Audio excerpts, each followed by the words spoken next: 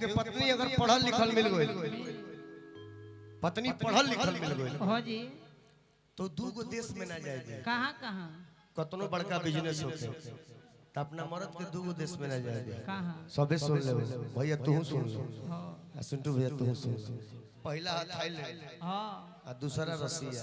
वाह कही कि ना अमेरिका चल जा, रूस चल जा, जापान चल जा, चल जा थाईलैंड ना जा।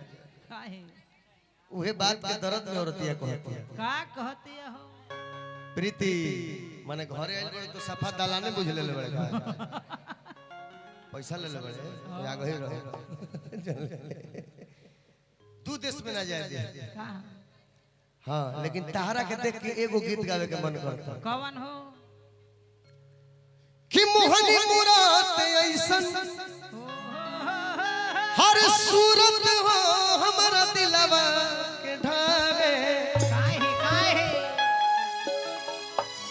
एगो पति अपना पत्नी खातिर कहता है, का कहतरी हो अरे रहे तो आजकल घूंघट के लेता है कि मोहनी मुराद ऐसन सूरत हो हमारा दिलवा के दागे